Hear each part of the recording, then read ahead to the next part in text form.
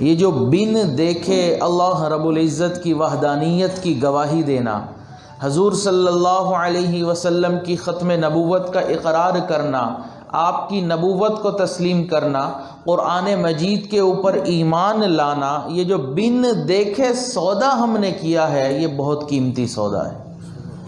ہمیں ابھی اس کا احساس نہیں ہے، لیکن اللہ رب العزت کے ہاں یہ بہت قیمتی ہے۔ ہارون الرشید ایک بادشاہ گزرا ہے، نیک بادشاہ تھا۔ اس نے ایک مرتبہ اپنا ایک محل تعمیر کروایا دریا کے کنارے پر۔ وہ اس انداز میں تھا کہ جس کا فرنٹ حصہ تو شہر کی جانب کھلتا تھا، لیکن اس محل کا جو بیک ڈور تھا، بیک سائڈ جو تھی، وہ دریا کے کنارے کے ساتھ تھی۔ تو اس کے دو فائدے تھے، ایک تو یہ کہ بیک سائڈ سے کوئی حملہ نہیں کر سکتا تھا کیونکہ دریا تھا، اور دوسرا یہ کہ کبھی کبھی بادشاہ ہارون الرشید اپنی بیوی کے ساتھ چہل قدمی کے لیے دریا کے کنارے پر نکل پڑتا تھا، تو کوئی سیکیورٹی کا مسئلہ بھی نہیں ہوتا تھا۔ تو ایک دن اسی طرح ہارون الرشید جو ہے وہ اپنی اہلیہ کے ساتھ دریا کے کنارے جا رہا تھا، تو وہاں پر اس نے دیکھا کہ دریا کے کنارے ایک بزرگ اس وقت کے تھے جن کا نام تھا بہلول دانا رحمۃ اللہ علیہ، وہ بیٹھے ہوئے ہیں، اور وہاں جو دریا کے قریب کی مٹی ہے اس مٹی سے وہ گھر بنا رہے ہیں، جیسے بچے گھر بناتے ہیں۔ تو ہارون الرشید ان کی محبت کرتا تھا، ان کا ادب کرتا تھا، قریب آیا، آ کے کہنے لگا بہلول کیا کر رہے ہو؟ انہوں نے جواب دیا بادشاہ سلامت گھر بنا رہا ہوں۔ کیوں بنا رہے ہو؟ بادشاہ سلامت جو خریدے گا میں اس کے لیے دعا کروں گا، اللہ تعالیٰ اس کو جنت میں گھر عطا فرمائیں گے۔ بہلول قیمت کیا ہے؟ بادشاہ سلامت 1 دینار۔ تو بادشاہ سمجھا کہ یہ ایک مست موجی بندہ ہے، تو ایک جہاز ہے جو پرواز کر رہا ہے۔ تو بادشاہ نے اس کی بات کو سیریس نہیں لیا، بس مسکرایا اور آگے چل دیا۔ پیچھے بادشاہ کی بیوی جو ملکہ تھی وہ آئی، سلام کیا، بہلول کیا کر رہے ہو؟ گھر بنا رہا ہوں۔ کیوں بنا رہے ہو؟ ملکہ صاحبہ جو خریدے گا دعا کروں گا، اللہ اس کے بدلے جنت میں گھر دے گا۔ قیمت کیا ہے؟ 1 دینار۔ تو ملکہ نے 1 دینار دیا کہ بہلول دعا کر دینا، چل پڑی۔ اب ہوا یہ کہ وہ دن تو گزر گیا، جب رات آئی تو بادشاہ ہارون الرشید سویا تو اس نے خواب دیکھا کہ ایک بہت خوبصورت جگہ ہے، اور اس کو بتایا گیا کہ یہ جگہ جنت ہے۔ تو اس نے سوچا کہ میں جنت میں ہوں تو میں جنت کے نظارے تو دیکھوں۔ تو وہ دیکھنے لگا تو وہاں پر اس نے دیکھا کہ ایک روبی کا بنا ہوا پورا محل ہے، بہت خوبصورت، بہت زیادہ خوبصورت۔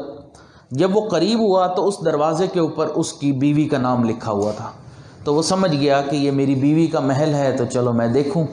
جب وہ دروازے پر پہنچا تو وہاں پر جو سیکیورٹی گارڈ تھا اس نے روک دیا کہ بھئی کون ہے، کہاں جا رہے ہیں؟ بتایا کہ یہ جس کا نام لکھا ہوا ہے اس کا خاوند ہوں، تو میں چاہتا ہوں کہ اپنی بیوی کے محل کو اندر سے دیکھ لوں۔ اس نے کہا بھئی ہمارے یہاں کا دستور ہے کہ جس کا نام لکھا ہے وہی جا سکتا ہے، کوئی دوسرا بندہ نہیں جا سکتا۔ تو یہ کہہ کے سیکیورٹی گارڈ نے جو بادشاہ کو دھکا دیا تو اس کی آنکھ کھل گئی۔ اب اٹھا اور سوچ میں پڑ گیا کہ بادشاہ تو میں ہوں لیکن عقل مند میری بیوی نکلی۔ اس نے بہلول سے لگتا ہے دعا کروا لی اور اللہ نے اس کی دعا کو قبول فرما لی۔ اب بادشاہ کے لیے 2 پریشانیاں، ایک پریشانی کہ میری بیوی زیادہ عقل مند نکلی، اس نے دعا کروا لی اور قبول ہو گئی، دوسری کہ بیوی میرے سے عقل مند نکلی۔ مرد کے لیے یہ فیصلہ قبول کرنا بہت مشکل ہوتا ہے کہ وہ کسی بات کا ڈیسیژن نہیں کر سکا اور اس کی بیوی نے کر لیا۔ یہ مرد کو جو ہے نا یہ بات ہضم نہیں ہوتی، اب وہ بادشاہ تھا اس کو کیسے ہضم ہوتی؟ اب خیر سارا دن جو اس نے کام نپٹانے تھے وہ نپٹائے، اور وزراء کو، مشیروں کو ملا، لوگوں کو ملا، لیکن اس کا کسی کام میں دل نہیں لگ رہا تھا، ذہن وہیں پر تھا کہ یہ کیا ہوگا کیا ہوگا۔ پھر اس کے ذہن میں خیال آیا کہ میں آج بھی جاتا ہوں، ممکن ہے کہ آج بھی بہلول وہاں مل جائیں، تو آج تو میں ان سے دعا کروا ہی لوں گا۔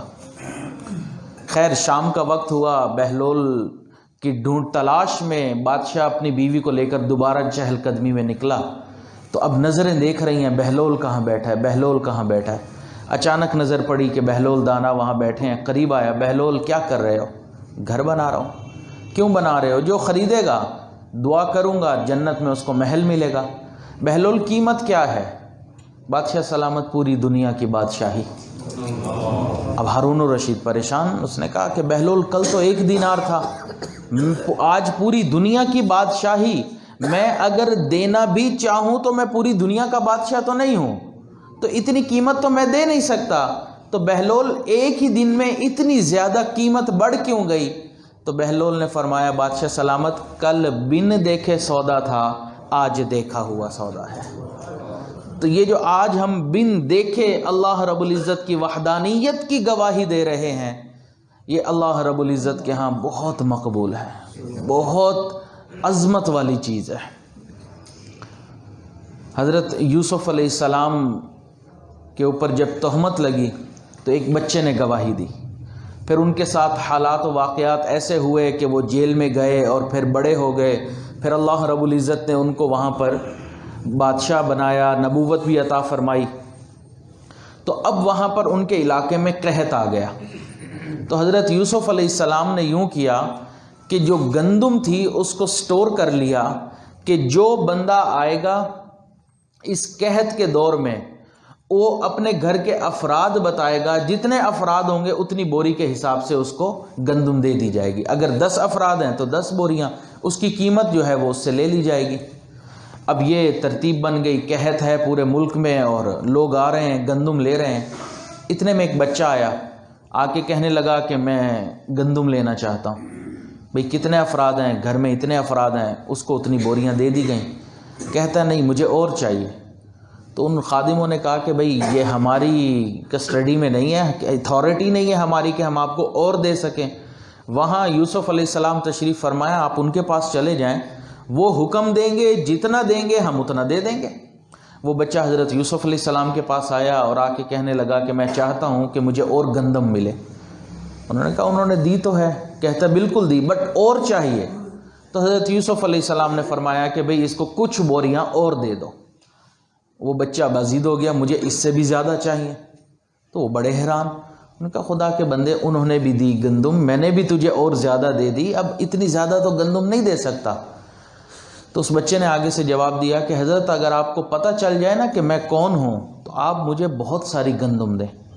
تو حضرت یوسف علیہ السلام نے پوچھا تم کون ہو؟ کہنے لگا کہ میں وہ بچہ ہوں جس نے بچپن میں آپ کی پاک دامنی کی گواہی دی تھی، اب بڑا ہو کر جوان ہو گیا ہوں۔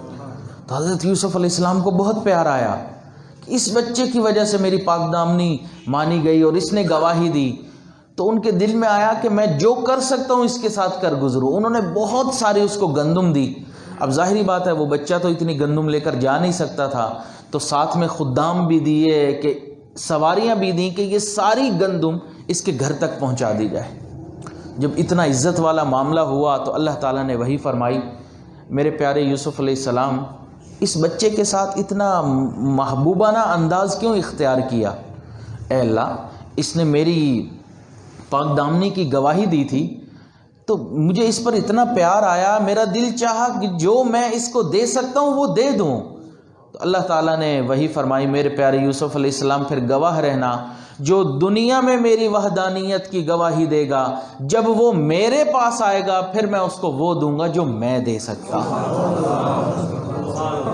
تو یہ جو بن دیکھے گواہی دینا ہے اللہ رب العزت کی وحدانیت کا، اللہ رب العزت کو اپنا رب ماننا، اپنا رازق ماننا، اپنا خدا معبود ماننا، یہ بہت قیمتی نعمت ہے۔ حضور صلی اللہ علیہ وسلم نے ارشاد فرمایا، قرب قیامت میں تم دیکھو گے کہ ایک وقت آئے گا کہ ایک آدمی صبح اٹھے گا ایمان والا ہوگا، رات سونے کے لیے بستر پر جائے گا ایمان سے خالی ہوگا۔ اس کی وجہ کیا ہوگی؟ کہ ان کے دل میں اس ایمان کی قدر و قیمت نہیں ہوگی، وہ اس کو سمجھ نہیں سکیں گے کہ ہمارے پاس کتنی قیمتی چیز ہے۔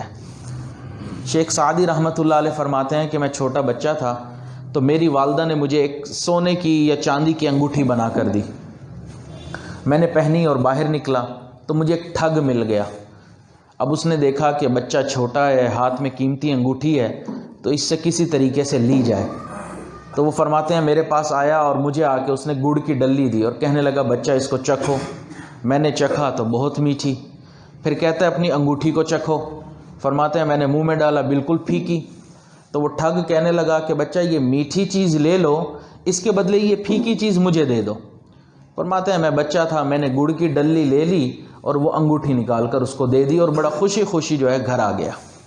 والد صاحب نے دیکھا تو پوچھا بچہ انگوٹھی کہاں ہے؟ تو میں نے سارا واقعہ سنا دیا. تو والد صاحب نے پھر مجھے ایک بات سمجھائی کہ بیٹا آپ کو اس انگوٹھی کی قیمت کا اندازہ نہیں تھا. اس انگوٹھی کی قیمت میں تو کئی کلو گڑ آ جاتا اور آپ نے ایک معمولی سے گڑ کی وجہ سے انگوٹھی دے دی.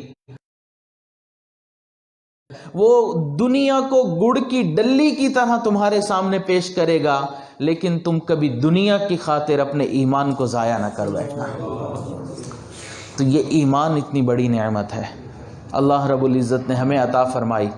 آپ اندازہ لگائیں کہ یہ ایمان کتنی قیمتی ہے کہ حضور صلی اللہ علیہ وسلم نے ارشاد فرمایا، حدیث مبارکہ میں ہے کہ جب کوئی انسان مسلمان ہوتا ہے اللہ تعالی حالت کفر کے جتنے بھی اس کے گناہ ہوتے ہیں سب معاف فرما دیتے ہیں.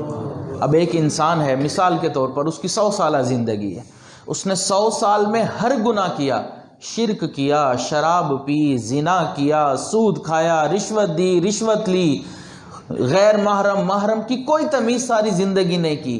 100 سال گزر گئے، اللہ کا فضل ہوا، اللہ نے 100 سال بعد اس کو ایمان کی دولت عطا فرما دی. تو حدیث مبارکہ میں 100 سال کے جتنے بڑے بڑے گناہ تھے اللہ سب معاف فرما دیتے ہیں. یہ ایمان اتنی قیمتی چیز ہے، پچھلے سب گناہ معاف فرما دیتے ہیں اللہ تعالیٰ. حدیث مبارکہ میں ہے کہ جب کوئی انسان کلمہ پڑھتا ہے اور اسلام میں داخل ہوتا ہے تو ایک فرشتہ اس کے کلمے کو لے کر آسمان کی طرف جاتا ہے اور اوپر سے ایک فرشتہ زمین کی طرف آ رہا ہوتا ہے. تو راستے میں ان دونوں فرشتوں کی ملاقات ہوتی ہے. تو نیچے سے جانے والا فرشتہ جو ہے اوپر والا، ان دونوں کی جب ملاقات ہوتی ہے تو اوپر سے آنے والا فرشتہ پوچھتا ہے کہاں جا رہے ہو؟ تو وہ بتاتا ہے کہ بھئی فلاں شخص نے کلمہ پڑھ کر اسلام قبول کیا ہے، ایمان قبول کیا ہے، تو اب اس کے ایمان کو، اسلام کو اللہ کی بارگاہ میں پیش کرنے کے لیے جا رہا ہوں. پھر نیچے سے جانے والا اوپر سے آنے والے سے پوچھتا ہے تم کہاں جا رہے ہو؟ تو وہ کہتا ہے جس بندے نے کلمہ پڑھا ہے میں اس کی مغفرت کا پروانہ لے کر جا رہا ہوں. اللہ تعالیٰ کو یہ ایمان قبول کرنا کسی انسان کا اتنا زیادہ عزیز ہے کہ یہ بندے نے ایمان قبول کیا. یہی تو ایمان تھا، یہی تو دین تھا جو حضور صلی اللہ علیہ وسلم نے ہم تک پہنچانے کے لیے کتنی تکالیف برداشت کی. آپ اندازہ تو لگائیں نا کہ ایک مرتبہ حضور صلی اللہ علیہ وسلم کو مکہ مکرمہ میں کچھ کافروں نے گھیر لیا اور آپ صلی اللہ علیہ وسلم کو انہوں نے مارنا شروع کیا، بہت تکلیف پہنچائی، حتیٰ کہ کافی دیر مارنے کے بعد وہ وہاں سے چلے گئے. تو گھر میں اطلاع ملی تو آپ صلی اللہ علیہ وسلم کی بڑی صاحبزادی حضرت زینب رضی اللہ تعالیٰ پانی لے کر تشریف لائیں، پیش کیا. تو آپ صلی اللہ علیہ وسلم نے ہاتھ دھوئے، چہرہ مبارک کو دھویا. تو بیٹی نے جب والد کی یہ حالت دیکھی تو آنکھ میں آنسو تو آ نہیں تھے، رو پڑیں. نبی علیہ السلام نے پوچھا کہ کیوں روتی ہیں؟ کہ اللہ کے نبی آپ والد بھی ہیں، اللہ کے نبی بھی ہیں، اللہ کے حکم کو دنیا میں پہنچانے کے لیے آئے ہیں، لیکن یہ کافروں نے آپ کے ساتھ کیا حال کیا؟ تو نبی علیہ السلام نے ارشاد فرمایا کہ ایک وقت آئے گا کہ جس پیغام کو لے کر میں اس دنیا میں آیا ہوں اللہ اس پیغام کو ہر کچے اور پکے گھر میں پہنچا دیں گے. اس دین کی خاطر نبی علیہ السلام نے اتنی تکلیفیں دی اور آج وہی دین ہمارے پاس ہے، وہی ایمان ہے، لیکن ہم اس کی قدر و قیمت کو نہیں جانتے. آپ دیکھیں نا کہ دنیا میں ہر محبوب اور اس کا محب، محبت کرنے والا اور جس سے محبت کی جائے، محب یہ چاہتا ہے کہ میں اپنے محبوب کو کوئی تکلیف نہ دوں. محبت کرنے والا کیا چاہتا ہے کہ جس سے میں محبت کر رہا ہوں اس کو کوئی تکلیف نہ ہو. ماں کو اولاد سے محبت ہوتی ہے تو وہ چاہتی ہے کہ تکلیفوں اور پریشانیوں سے دور رہیں، بچتے رہیں. خاوند اپنی بیوی کے لیے یہ کوشش کرتا ہے، اولاد اپنے ماں باپ کے لیے کوشش کرتی ہے کہ ان کو کوئی دکھ نہ پہنچے، تکلیف نہ پہنچے. تو نبی علیہ الصلاۃ والسلام قرآن مجید سے ہمیں پتہ چلتا ہے کہ اللہ تعالیٰ کے محبوب تھے. تو تو اللہ تعالیٰ اگر چاہتے تو آپ صلی اللہ علیہ وسلم کو اپنے پاس عرش پر بٹھا لیتے کہ میرے محبوب آپ کو میں دنیا میں نہیں بھیجتا، کیونکہ دنیا میں جب آپ جائیں گے لوگ آپ کے دشمن بن جائیں گے، وہاں کا ماحول آپ کے خلاف ہو جائے گا، وہاں پر آپ کو تکلیفیں برداشت کرنی پڑیں گی۔ لیکن ان سب کے باوجود اللہ تعالیٰ نے اپنے محبوب کو اس دنیا میں بھیجا، کیوں؟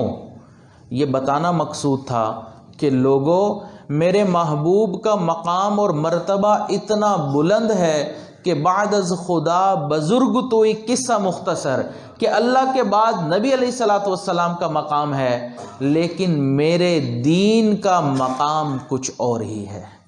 اس دین کی خاطر نبی علیہ الصلوۃ والسلام کے دندان بھی شہید ہوئے ہیں، اسی دین کی خاطر آپ صلی اللہ علیہ وسلم شیب ابی طالب میں بھی گئے ہیں، اسی دین کی خاطر گھر بار چھوڑ کے ہجرت کرنی پڑی، اسی دین کی خاطر آپ صلی اللہ علیہ وسلم کی کتنے صحابہ کو شہید ہونا پڑا، اور آج وہی دین ہم تک پہنچا ہے، اور وہ دین ہم اس کی اتنی اہمیت کو بھی نہیں جان پاتے۔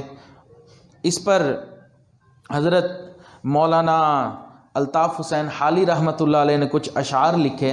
وہ فرماتے ہیں اے خاصۂ خاصان رسل وقت دعا ہے، امت پہ تیری آ کے عجب وقت پڑا ہے، جو دین بڑی شان سے نکلا تھا وطن سے، پردیس میں وہ آج غریب الغربا ہے، وہ دین ہوئی بزم جہاں جس سے چراغاں، آج اس کی مجالس میں نہ بتی ہے نہ دیا ہے، جو دین کے تھا شرک سے عالم کا نگہباں، اب اس کا نگہباں اگر ہے تو خدا ہے، جس دین نے دل آ کے تھے غیروں کے ملائے، اس دین میں خود بھائی بھائی سے جدا ہے، چھوٹوں میں اطاعت ہے نہ شفقت ہے بڑوں میں، پیاروں میں محبت ہے نہ یاروں میں وفا ہے، فریاد ہے اے کشتی امت کے نگہباں، بیڑا یہ تباہی کے قریب آن لگا ہے۔ تو آج ہمارے درمیان یہ حالت ہے اس دین کی، جس دین کو پہنچانے کے لیے آپ صلی اللہ علیہ وسلم نے اتنی تکالیف برداشت کی۔ تو اس لیے ہمیں اس بات کی اہمیت کو جاننا ہے کہ یہ جو ایمان ہمارے سینے میں ہے یہ بہت قیمتی نعمت ہے، مال بھی اتنا قیمتی نہیں ہے، جان بھی اتنی قیمتی نہیں ہے، انسان کی عزت آبرو بھی اتنی قیمتی نہیں ہے جتنا قیمتی انسان کا ایمان ہے۔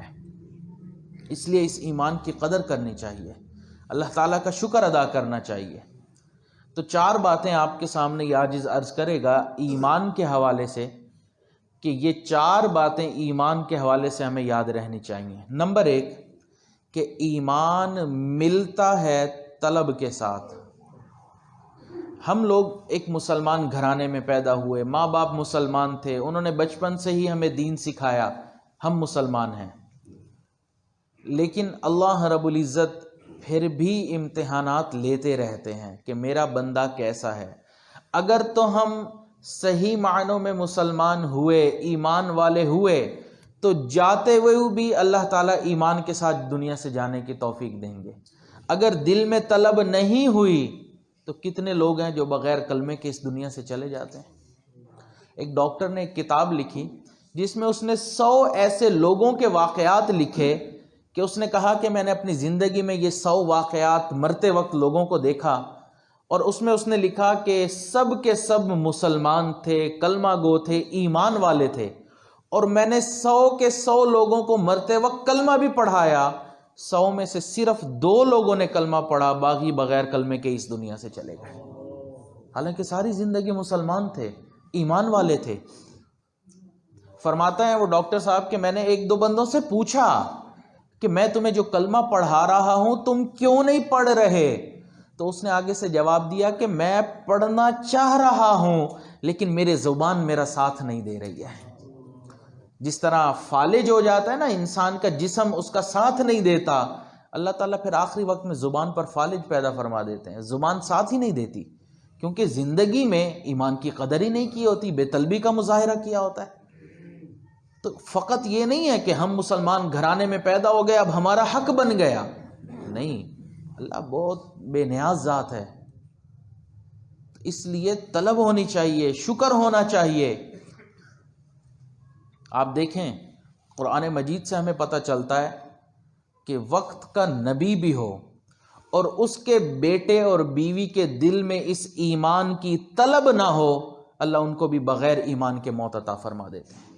حضرت نوح علیہ السلام، انہوں نے اپنی قوم میں اعلان کیا کہ کشتی پر چڑھ جاؤ کیونکہ ابھی طوفان آئے گا اور یہاں پر سب کچھ تباہ ہو جائے گا۔ لوگ حیران تھے کہ اس صحرا میں کیسے طوفان آ سکتا ہے۔ ان لوگوں میں ان کا بیٹا بھی تھا اور ان کی بیوی بھی تھی، وہ بھی حیران تھے کہ صحرا ہے، یہاں پانی کیسے آئے گا، تو انہوں نے ایک نبی کی بات نہیں مانی۔ اب معاملہ کیا ہوا، قرآن مجید میں انہوں نے اپنے بیٹے کے بارے میں فرمایا یا بنی ارکب معنا، اے بیٹے ہمارے پاس آ جاؤ، لیکن بیٹا نہیں آیا تو بے ایمان اس دنیا سے چلا گیا۔ اللہ نے ایمان کی دولت عطا نہیں فرمائی، دل میں طلب نہیں تھی۔ طلب نہ ہو تو وقت کا نبی کا بیٹا بھی اس دنیا سے بے ایمان چلا جایا کرتا ہے۔ تو ہم کس کھیت کی گاجر مولی ہیں کہ ہم کہیں کہ ہمارا تو حق بنتا ہے، بھائی ہم تو مسلمان گھرانے میں پیدا ہوئے ہیں، وہ نبی کے گھر میں پیدا ہو رہا ہے۔ تو دل میں طلب ہونی چاہیے، تڑپ ہونی چاہیے۔ یاد رکھیں اگر دل میں طلب نہیں ہوگی، تڑپ نہیں ہوگی، قریب رہنے والے ابو جہل، ابو لہب، ولید پلید بھی ایمان سے محروم ہو جائیں گے۔ اگر دل میں طلب ہوگی تو دور والے بلال، سلمان اور صہیب رومی کو بھی اللہ ایمان عطا فرما دے گا۔ یہ تڑپ کا اور طلب کا معاملہ ہے۔ تو ہمارے دل میں ایک طلب ہونی چاہیے کہ اللہ آپ کا احسان ہے کہ آپ نے ہمیں دولت ایمانی عطا فرمائی ہے۔ تو ایمان کے بارے میں پہلی بات کہ ہمارے دل میں یہ بات ہونی چاہیے کہ ایمان ملتا ہے طلب کے ساتھ، اور دوسری بات کہ ایمان چمکتا ہے مجاہدے کے ساتھ۔ دیکھیں دنیا میں جس انسان کے پاس بھی ایمان کی دولت ہے وہ ایک جیسی ہے، کوئی فرق نہیں ہے، چاہے وہ وقت کا کتب ہے، مجدد ہے، یا ایک عام مسلمان ہے۔ ایمان کی دولت سب کے پاس ایک جیسی ہے، لیکن فرق کہاں آتا ہے کہ ان اولیاء نے محنت کی، مجاہدہ کیا، گناہوں سے بچے، تو اللہ تعالیٰ نے ان کے ایمان کی چمک کو بڑھا دیا۔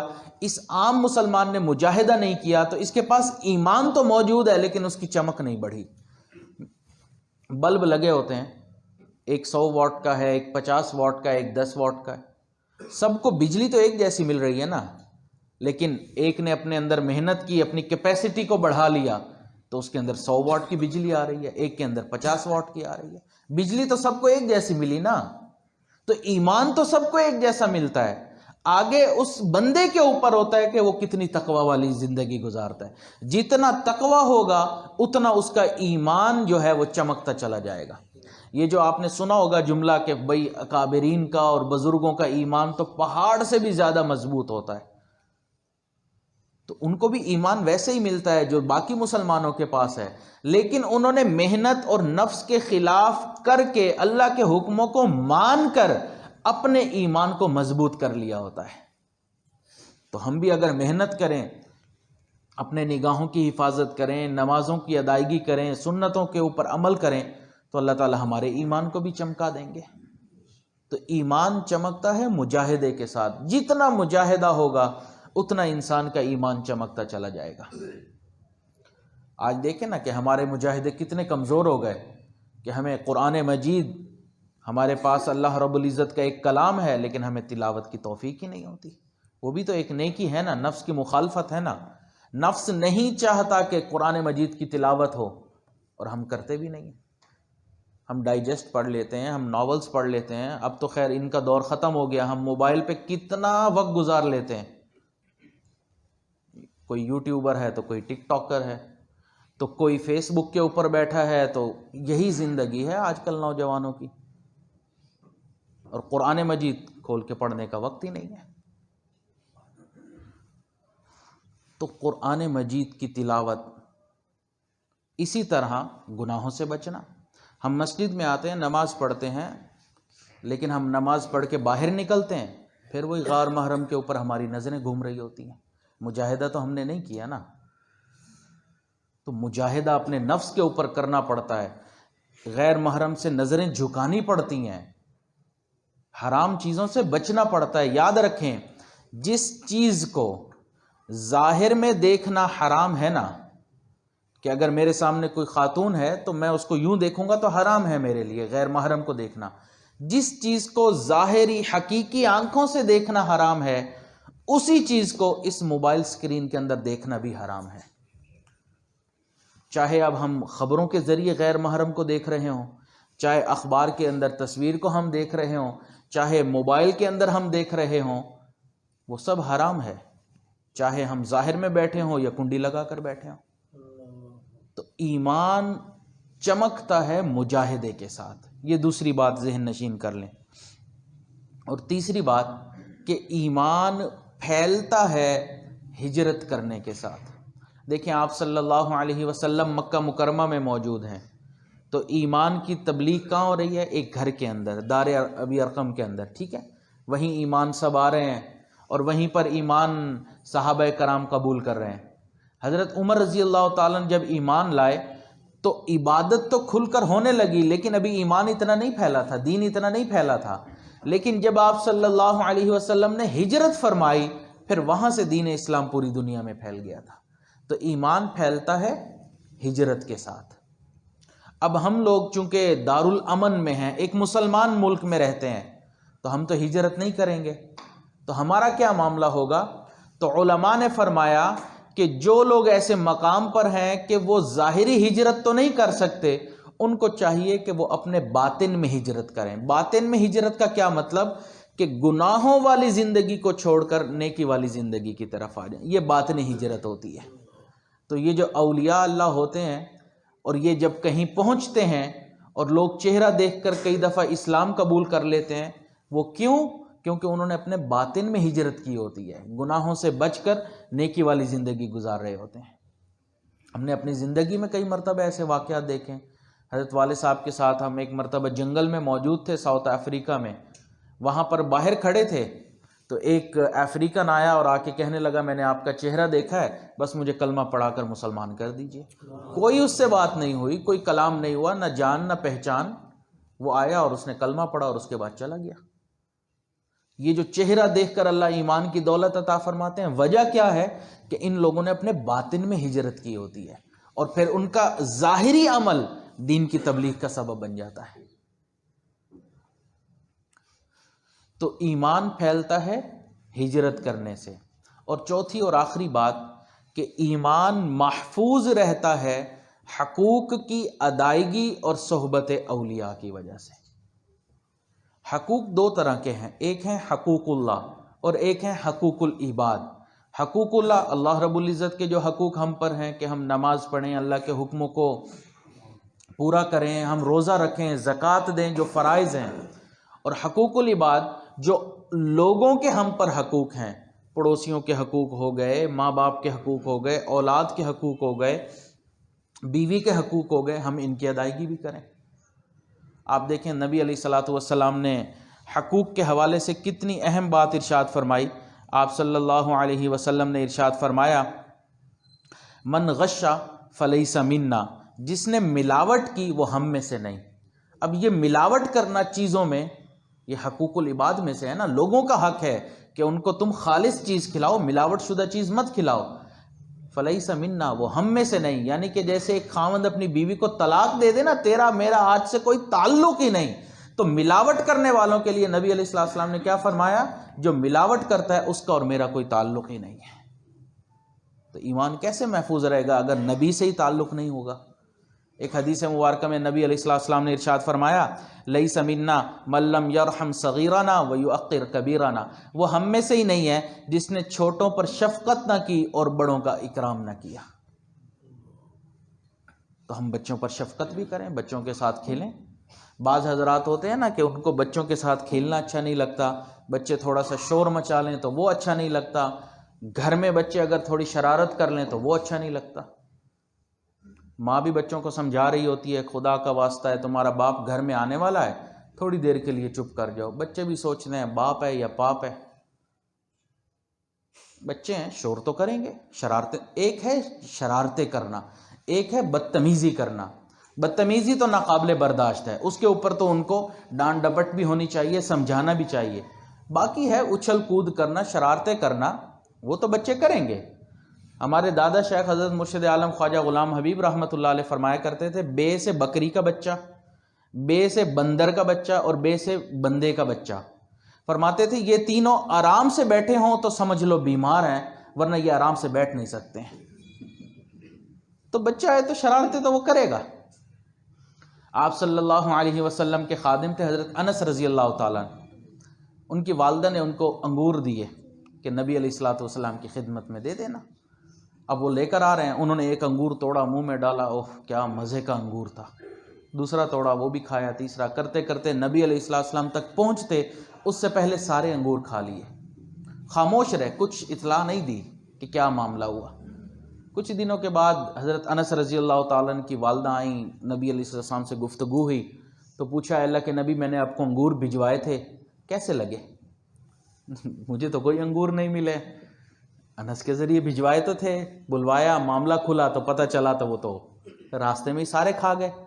تو وہ فرماتے ہیں کہ اس کے بعد نبی علیہ السلام نے مجھے ڈانٹا بھی نہیں، مارا بھی نہیں، بس کبھی کبھی ازراہ مزاح میرا کان پکڑ کے فرمایا کرتے تھے انس میرے انگور کہاں ہیں. تو بچے تو شرارتیں کریں گے اس طرح کی چیزیں. ہم نے دیکھنا ہے کہ ہم بچوں کو کھیلنے دیں. گھر میں ہمارا ماحول ٹینشن والا ہم نے بنایا ہوتا ہے. ایک ماحول ایسا ہوتا ہے کہ بچے کچھ کر نہ پائیں. تو تھوڑا ریلیکس دیں بچوں کو تاکہ وہ ایک ماحول میں زندگی گزاریں تو ان کا ذہن بھی کھلے. ہر وقت ایک روب اور دبدبے کی کیفیت رہنا، ان کے ساتھ کھیلنا بھی نہیں، بات چیت بھی صحیح طرح سے نہ کرنا. باپ کو اپنا حق تو یاد ہوتا ہے، تمہیں پتہ ہونا چاہیے میں تمہارا باپ ہوں.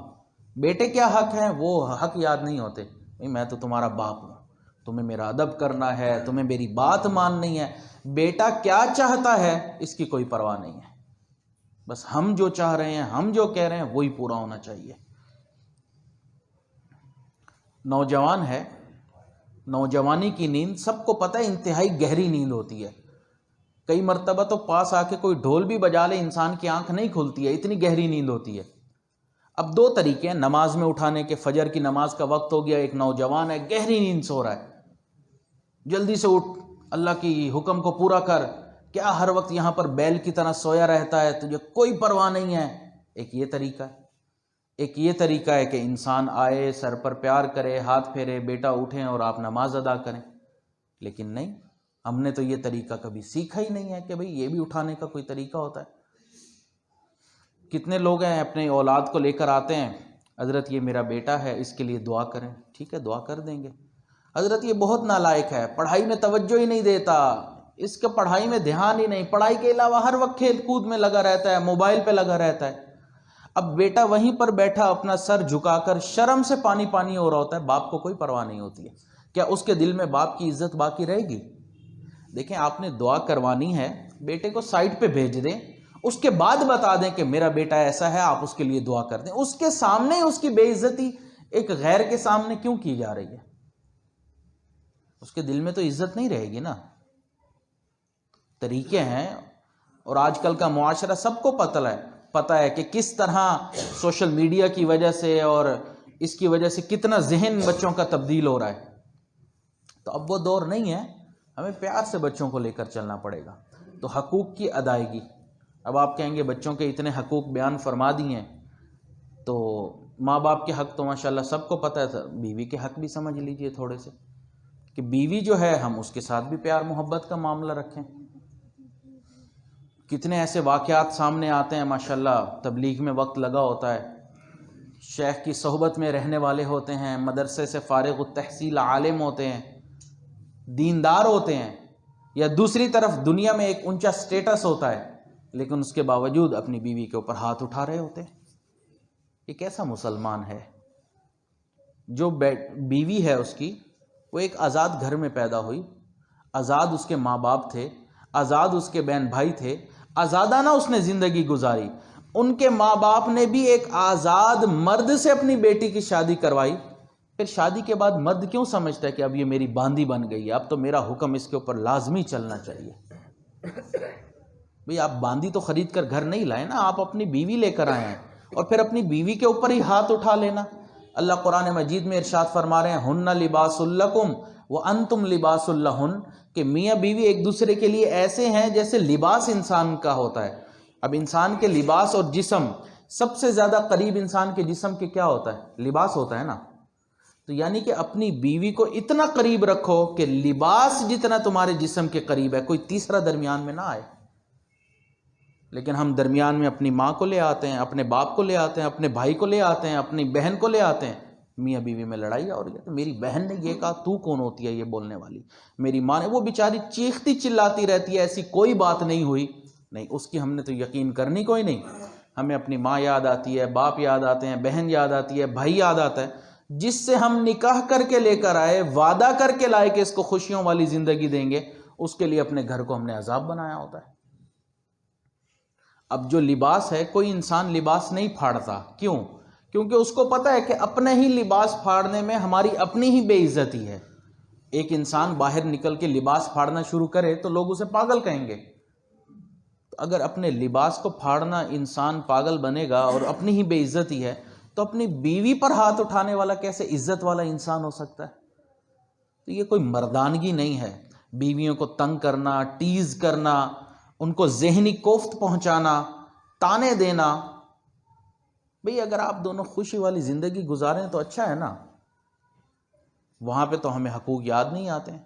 کوئی بیان بھی ہوگا نا، جو خاوند والے حق کا حصہ ہوگا نا، وہ کٹ کر کے لے جائیں گے. یہ سنو حضرت نے کیا فرمایا ہے، کتاب میں یہ حصہ ضرور پڑھنا، بہت بہترین حصہ ہے، کیونکہ خاوند کے حق لکھے ہوں گے.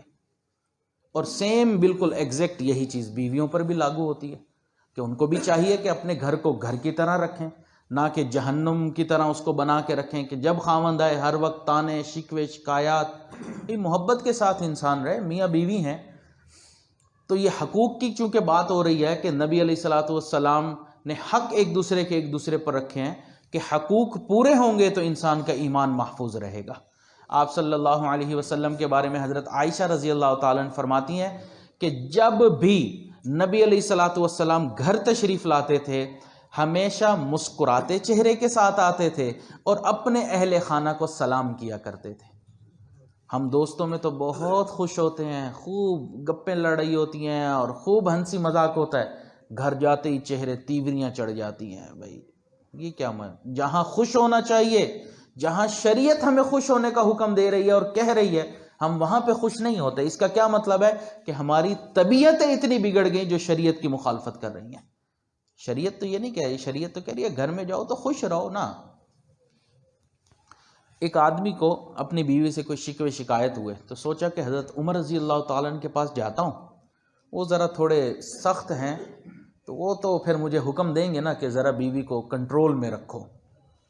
جب وہ وہاں آیا امیر المؤمنین رضی اللہ تعالیٰ عنہ کے پاس تو کیا دیکھا کہ حضرت امیر المؤمنین تشریف فرما ہے اور ان کے گھر سے آواز آ رہی ہے، اہلیہ کی آواز تھوڑی بلند ہے اور حضرت عمر رضی اللہ تعالیٰ عنہ سن رہے ہیں. اس نے سوچا جو میرے گھر معاملہ ہے وہی تو یہاں پر ہے، میں تو شکایت لے کر آیا تھا تو الٹا تو امیر المؤمنین بھی سن رہے ہیں. تو واپس جانے لگا. حضرت عمر رضی اللہ تعالیٰ عنہ کی نظر پڑ گئی، بلایا، کیسے آنا ہوا؟ حضرت میں تو یہ معاملہ لے کر آیا تھا لیکن آپ کے ہاں بھی تو یہی چل رہا ہے. انہوں نے فرمایا کہ خدا کے بندے دیکھو، میری بیوی میری دھوبن ہے، میرے کپڑے دھوتی ہے، میرے بچوں کا خیال رکھتی ہے، میرے بچوں کی ماں ہے، میری باورچن ہے، میرے لیے کھانا بناتی ہے، میرے گھر میں کام کرنے والی نوکرانی ہے، میرے گھر کی صاف صفائی کرتی ہے، میری عزت کا خیال کرتی ہے، میرے مال و دولت کی حفاظت ہے، میرے ماں باپ کی خدمت کرتی ہے. جب وہ اتنا سب کچھ میری خاطر کر رہی ہے، کسی وقت اگر اس نے غصہ کر لیا تو کیا میں اس کی چند باتیں نہیں سن سکتا ہوں؟ لیکن ہم تو سننے کو تیار ہی نہیں ہیں. تو اس لیے حقوق کی ادائیگی ایمان محفوظ رہتا ہے. اور دوسری بات کہ اللہ والوں کی صحبت سے ایمان محفوظ رہتا ہے. اس کی دلیل حدیث مبارکہ میں اور قرآن مجید سے بھی ملتی ہے کہ آپ دیکھیں قرآن مجید میں ہمیں شیطان کا قصہ بھی ملتا ہے اور بنی اسرائیل کا ایک نیک عابد تھا بلم باعور، اس کا قصہ ملتا ہے کہ شیطان نے ہزاروں سال اللہ کی عبادت کی لیکن معاملہ کیا ہوا؟ شیطان بن گیا، ابلیس سے شیطان بن گیا. اور اللہ تعالیٰ نے فرمایا فَخْرُجْ مِنْهَا فَإِنَّكَ رَجِيمٌ، کہ نکل جا میرے دربار سے. اللہ نے اس کو نکال دیا اور اس کے اوپر قیامت تک کے لیے لعنتیں برسا دی گئیں. تو عبادتیں قبول نہ ہوئیں، معاملہ کیا ہوا؟ نکال دیا گیا. بلم باعور نے 400 سال عبادت کی، قبول نہ ہوئی. اللہ تعالیٰ نے قرآن مجید میں فرمایا فَمَثَلُهُ كَمَثَلِ الْكَلْبِ، اس کی مثال کتے کی مانند ہے۔ تو عبادتیں انسان جتنی بھی کر لے، اللہ کی مرضی قبول کرے نہ کرے، اللہ کی شان ہے، کرے یا نہ کرے اس کی مرضی۔ لیکن صحبت میں آنا کسی اللہ والے کی، کسی صاحب نسبت کی، حدیث مبارکہ میں نبی علیہ السلام نے ارشاد فرمایا ہم رجال اللہ یشقى جلیسہم، میری امت میں کچھ ایسے لوگ ہوں گے کہ ان کی صحبت میں بیٹھنے والا شقی نہیں ہوتا، اور شقی کہتے ہیں اس انسان کو جس کو مرتے وقت کلمے کی توفیق نہ ہو۔ تو یہاں پر کلمے کی توفیق ملنا حدیث مبارکہ سے ثابت ہو رہا ہے۔ تو اس لیے اللہ والوں کی صحبت میں انسان آتا جاتا رہے، ان سے تعلق رکھے، ان سے محبت کا تعلق رکھے۔ علماء کرام ہیں، حفاظ ہیں، انسان ان سے محبت کا تعلق رکھے۔ جیسے اس مسجد میں اب جو ہے وہ ہر ہفتہ وار محفل ذکر ہوتی ہے، ماہانہ پروگرام ہوتا ہے، ہم یہاں پر آئیں، اس پروگرام میں شرکت کریں، ان کی صحبت میں کچھ دیر وقت گزاریں۔ مشکل سے گھنٹہ آدھا گھنٹے کا وقت ہوتا ہے، ہم 24 گھنٹے میں سے اتنا وقت نکال لیں، وہ بھی ہفتے میں ایک مرتبہ، تو اتنا تو ہم کر ہی سکتے ہیں نا۔ چلیں، ایک وقت تھا کہ لوگ کئی دن اللہ والوں کی صحبت میں گزارتے تھے، ہم اتنے مجاہدے والے نہیں ہیں، ہم اتنے اسٹرانگ اور طاقتور نہیں ہیں کہ کئی دن کے لیے ہم آ جائیں، لیکن ہم 24 گھنٹے میں سے آدھا گھنٹہ ایک گھنٹہ تو نکال ہی سکتے ہیں۔ تو ہم اللہ والوں کی صحبت میں آئیں، بیٹھیں، ان سے پوچھیں، مسائل پوچھیں، اپنی روحانیت اندر جو ہمارے تکبر ہے، حسد ہے، بغض ہے، اس کو کیسے ختم کرنا ہے ہم ان سے پوچھیں۔ تو 4 باتیں: ایمان ملتا ہے طلب کے ساتھ، ایمان چمکتا ہے مجاہدے کے ساتھ، ایمان پھیلتا ہے ہجرت کے ساتھ، اور ایمان محفوظ رہتا ہے حقوق کی ادائیگی اور اللہ والوں کی صحبت کے ساتھ۔ دعا ہے کہ اللہ تعالیٰ جب تک ہماری زندگی ہے ایمان والی زندگی عطا فرمائے، اور جب ہماری موت کا وقت آئے اللہ ایمان پر موت عطا فرمائے، اور قیامت والے دن ایمان والوں میں ہمارا حشر فرمائے۔ وآخر دعوانا ان الحمد للہ رب العالمین۔ جی، حضرت مفتی صاحب فرما رہے ہیں کہ توبہ کے کلمات پڑھا دیں تاکہ اللہ تعالی ہمارے پچھلے گناہوں کو معاف کر دیں، ہم اپنے گناہوں سے توبہ کریں۔ اور خواتین تک یہ آواز جا رہی ہے تو وہ بھی ان کلمات کو پیچھے پڑھتی رہیں۔ الحمدللہ وکفا وسلام علی عبادہ الذین اصطفی، اما بعد۔ ان کلمات کو سچے اور سچے دل کے ساتھ پیچھے پڑھیے۔ بسم اللہ الرحمن الرحیم، لا الہ الا اللہ محمد الرسول اللہ، آمنت باللہ وملائکتہ وکتبہ ورسلہ والیوم الآخر والقدر خیرہ وشرہ من اللہ تعالی والبعث بعد الموت، آمنت باللہ کما ہوا باسمائہ وصفاتہ وقبلت جمیع احکامہ اقرار باللسان وتصدیق بالقلب، اشہد ان لا الہ الا اللہ واشہد ان محمدا عبدہ ورسولہ، استغفر اللہ ربی من کل ذنب واتوب الیہ برحمتک یا ارحم الراحمین۔ ان کلمات کو پڑھنے سے ہم توبہ طائب ہو چکے ہیں۔ چند معمولات ہیں، ان کو آپ باقاعدگی سے کرنا شروع کر دیں۔ ایک ہے کہ صبح شام 100 مرتبہ استغفار پڑھنا، استغفر اللہ ربی من کل ذنب واتوب الیہ۔ دوسرا، صبح شام 100 مرتبہ درود شریف پڑھنا، اللہم صلی علی سیدنا محمد وعلی آل سیدنا محمد وبارک وسلم۔ تیسرا، روزانہ قرآن مجید کی تلاوت کرنا، اگر کوئی ایک سپارہ پڑھ سکے تو بہت ہی اچھا ہے، پڑھنا مشکل ہو تو آدھا سپارہ پڑھ لیں، وہ بھی پڑھنا مشکل ہے تو 1 ربع 1 پاؤ پڑھ لیں۔ اگر وہ بھی پڑھنا مشکل ہو رہا ہے، نہیں مصروفیت زیادہ ہے، یا بعض اوقات جب انسان حافظ نہیں ہوتا تو پڑھنا مشکل ہوتا ہے غیر حافظ کے لیے، تو کوشش کریں کہ 1 صفحہ 1 رکوع ہی ایک دن میں پڑھ لیں، لیکن کوشش ہو کہ روزانہ قرآن مجید کی تلاوت ہو، چاہے 1 صفحہ ہی کیوں نہ ہو، 1 رکوع ہی کیوں نہ ہو۔ اور چوتھا، چلتے پھرتے اٹھتے بیٹھتے دل میں اللہ تعالیٰ کا دھیان رکھیں. ہتھ کارول دل یارول، ہاتھ کام کاج میں مشغول، دل اللہ تعالیٰ کی یاد میں مشغول. اور پانچواں ہے مراقبہ. مراقبے کا طریقہ یہ ہے کہ ہم کچھ وقت 5 منٹ 10 منٹ 15 منٹ جتنا وقت ہم فارغ کر سکیں، جتنا گڑ اتنا میٹھا، اس میں ہم آنکھوں کو بند کر کے سر جھکا کر بیٹھ جائیں اور یہ نیت کریں کہ اللہ رب العزت کی رحمت آ رہی ہے، میرے دل میں سما رہی ہے، دل کی ظلمت اور سیاہی دور ہو رہی ہے اور میرا دل کہہ رہا ہے اللہ اللہ اللہ. تو یہ چند منٹ کا مراقبہ آپ کی دل کی دنیا کو بدلے گا. دل کی دنیا بدلنے کا کیا مطلب؟ کہ انسان کا رجحان پھر سنتوں کی طرف ہو جاتا ہے، سنتوں پر عمل نصیب ہو جاتا ہے، انسان کا نماز میں دل لگ جاتا ہے، انسان پھر حقوق کی ادائیگی کرتا ہے. تو دل بدلنے کا یہ مطلب ہے کہ انسان اللہ کے حکموں کو اور نبی علیہ الصلاۃ والسلام کی اطاعت کو پورا کرنے کی کوشش کرتا ہے. تو یہ چند منٹ کا ذکر انشاءاللہ آپ کے دل کی دنیا کو بدل دے گا. تو ابھی ہم دعا سے پہلے چند منٹ کا مراقبہ کر لیتے ہیں تاکہ ہمیں ایک پریکٹس ہو جائے. تو تمام احباب آنکھوں کو بند کر لیں، سر کو جھکا لیں اور دنیا اور جو کچھ دنیا میں ہے اس سے ہٹ کٹ کے اللہ رب العزت کی یاد میں ڈوب جائیں. انسان جب اپنے اندر جھانکتا ہے اسے اپنی اصل تصویر نظر آتی ہے. اپنے من کے دریچے کو کھولیے اور اپنی اصل تصویر کو دیکھیے.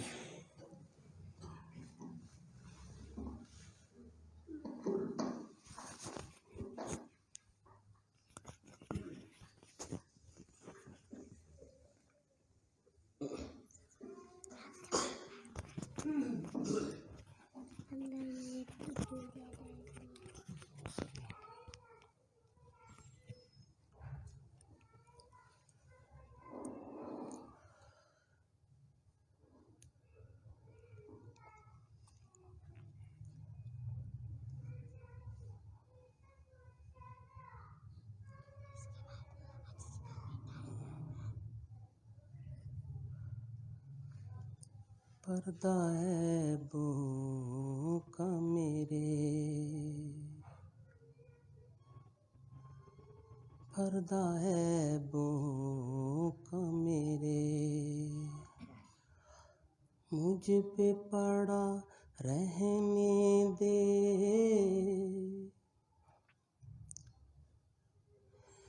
پردہ عیبوں کا میرے، مجھ پہ پڑا رہنے دے، خود مجھے میری نگاہوں سے گرا رہنے دے، پردہ عیبوں کا میرے.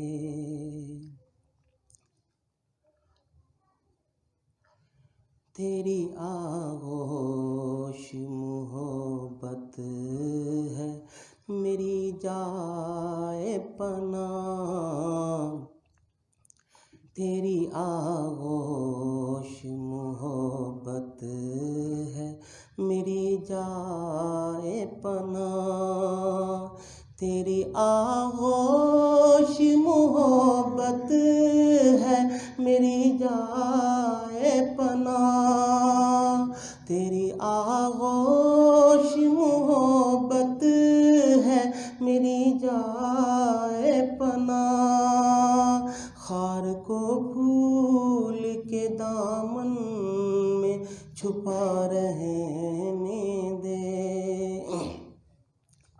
خود مجھے میری نگاہوں سے گرا رہنے دے، پردہ عیبوں کا میرے. کیا کروں گا میں بھلا تاج سروں کا بن کر، کیا کروں گا میں بھلا تاج سروں کا بن کر، کیا کروں گا میں بھلا تاج سروں کا بن کر، کیا کروں گا میں بھلا تاج سروں کا بن کر، اپنے قدموں میں ہی بس مجھ کو پڑا رہنے دے، خود مجھے میری نگاہوں سے گرا رہنے دے، پردہ عیبوں کا میرے نہ رہائی دے کبھی اپنی محبت سے مجھے، نہ رہائی دے کبھی اپنی محبت سے مجھے، نہ رہائی دے کبھی اپنی محبت سے مجھے، نہ رہائی دے کبھی اپنی محبت سے مجھے، اپنی زنجیر غلامی میں بندھا رہنے دے، خود مجھے میری نگاہوں سے گرا رہنے دے، پردہ عیبوں کا میرے کھل گئے معنی جو اس کے تو ہنسے گی دنیا، کھل گئے معنی جو اس کے تو ہنسے گی دنیا، کھل گئے معنی جو اس کے تو ہنسے گی دنیا، کھل گئے معنی جو اس کے تو ہنسے گی دنیا،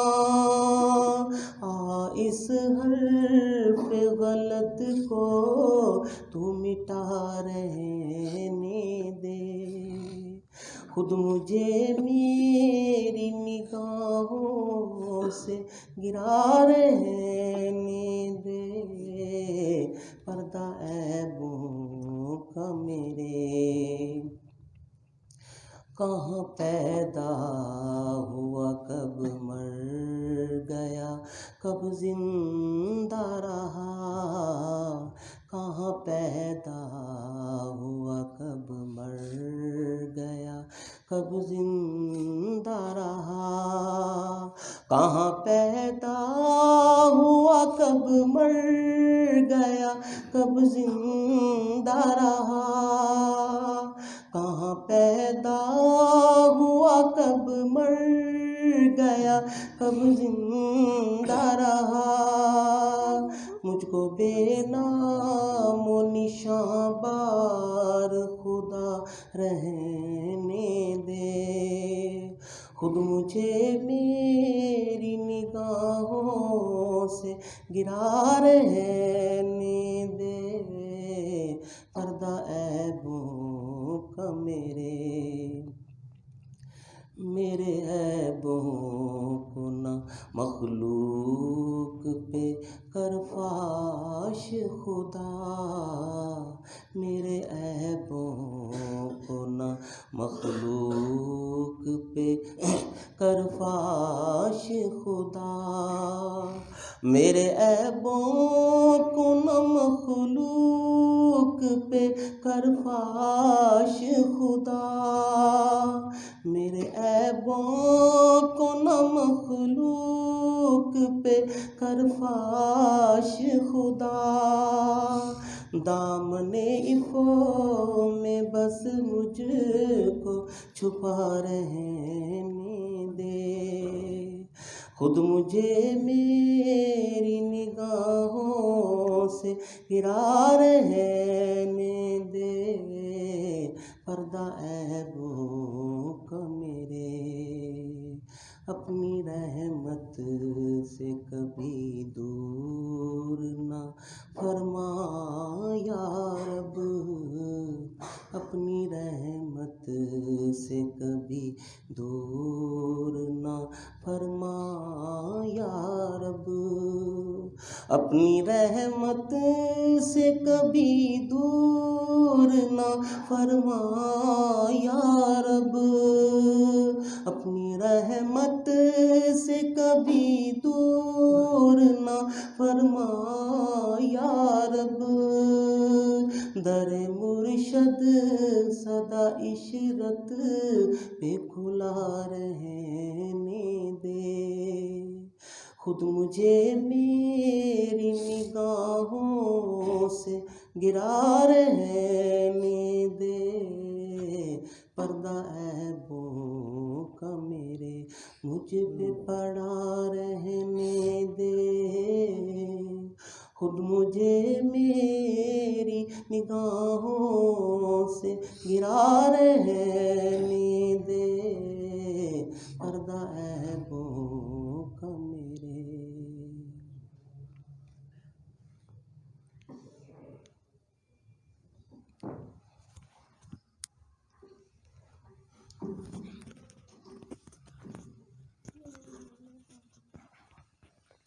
لا الہ الا اللہ محمد رسولullah